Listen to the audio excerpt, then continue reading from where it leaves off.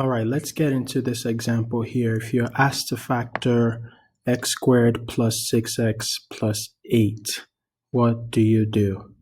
Well, the first thing that you always want to do is to put it in a diamond, which is what I have here on the left, the x. All right, so how does this work? Whenever you have a diamond, you always want to take the first term times the last term, so x squared times 8. So I'm going to write that here and say multiply. Okay, so you're going to multiply the first term and the last term, and you want to put that on top of your diamond, always. And then you want to take the middle term just the way it is. You want to take the middle term just the way it is, which is 6x, and you want to put that on the bottom of your diamond. Okay, so again, the top of your diamond, you want to take the first times the last term, and then for the bottom, you want to put the middle term there. And then you just do your diamond. Do you remember the diamond rule? We did a video about how the diamond system works. What is the diamond rule? To find the side numbers, you're looking for two things that will multiply to give you the top and also add to give you the bottom. So what are two things that will multiply to give me 8x squared and add to give me 6x? It happens to be 4x and 2x. That's it. 4x times 2x gives you 8x squared, and 4x plus 2x gives you 6x. So now you want to take these two side numbers and transfer them over to the box. The two side numbers, 4x and 2x, always go in these spots here. Always.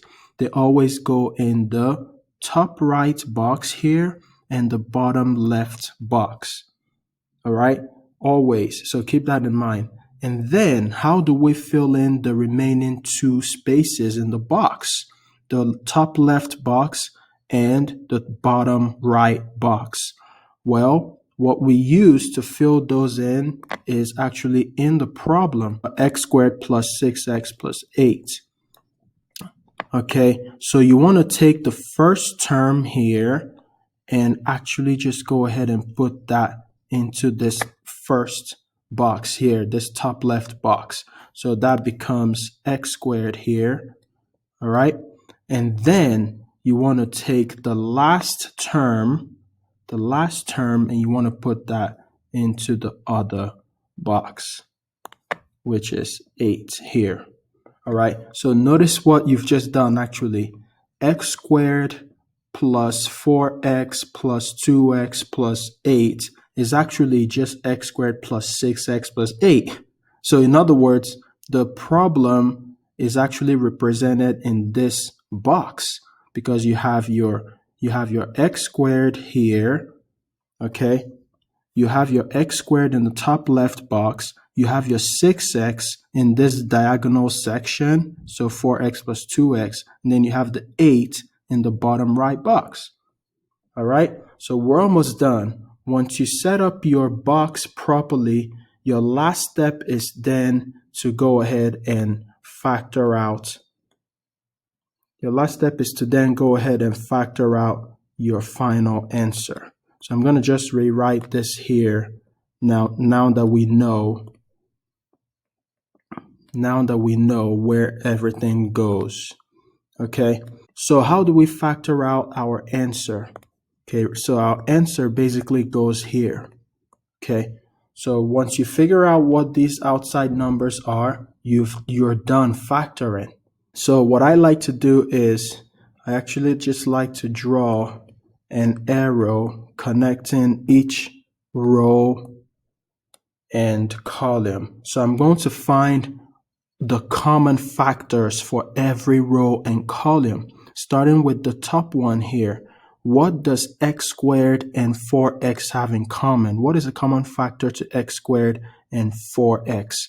Well, if you're not sure how common factors work, you can actually just break it down this way. So x squared equals x times x, and 4x equals x times 4. All right, notice how they both have an x in common. So that's what comes out there. Now, for the next line, the 2x and the 8. What does 2x and 8 have in common? Well, let's break it down. 2x is 2 times x, and 8 is 2 times 4, right? So notice how 2x and 8 both have a 2 in it, right? So that's what comes out here, the 2 that they have in common. Now let's go to the next one, this column here, the x squared and the 2x. What does x squared and 2x have in common? Well, it seems like we've already broken down x squared and 2x, and we saw that they both have an x in common, the x squared and 2x. So that x goes right here, the x that they have in common, the x squared and 2x, right? Now, the last one, the 4x and the 8. What does 4x and 8 have in common? Let's see. Here is 4x and here is 8. I noticed that they both have a 4 in common, right? So that's why it's important to break down your numbers so you can actually see it and then just pick what the common factors are. So you're actually now done, all right? So if you think about this really well, what you've just done is you have a positive x here, then you have a positive 4. You don't really have to write the plus 4, but I'm just going to write it to make it clear. Here you have a positive x, and here you have a positive 2. So what does my final answer look like? My final answer is x plus 4, right, because of that positive 4, and x plus 2 because of the positive 2. All right, so that's really how this works.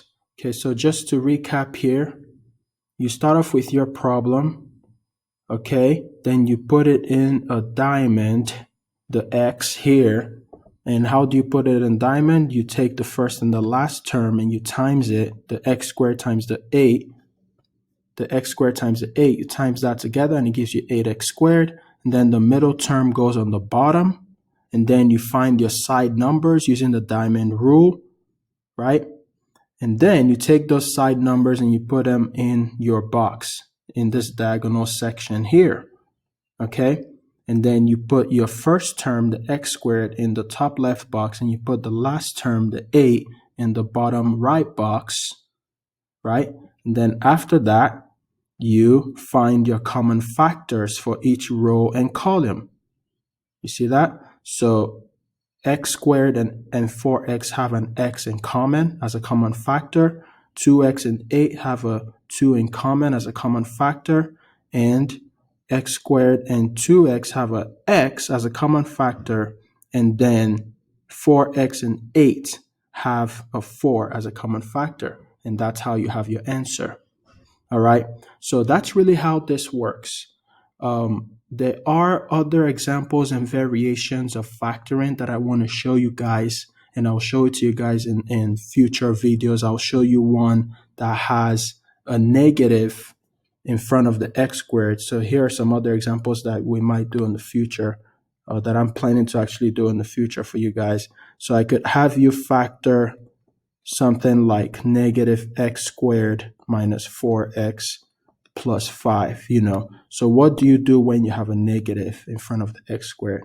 And then there's another example that looks like this, 2x squared plus 10x plus 12, okay? What do you do when you have a number in front of the x squared, all right?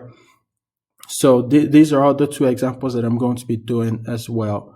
But for now, this is the end of the video. I hope that it makes sense. If you have any questions, don't hesitate to ask me in the comments. If you found this video helpful, I hope you smash the like button. And if you haven't already, go ahead and subscribe to my channel so that I can make more videos for you. I also do answer math homework questions. So if you have any homework questions, go ahead and email it to me at mrikmathteacher@gmail.com so that I can make a video about your homework question. Other than that, I'll see you guys in the next video. Take care and have a good day.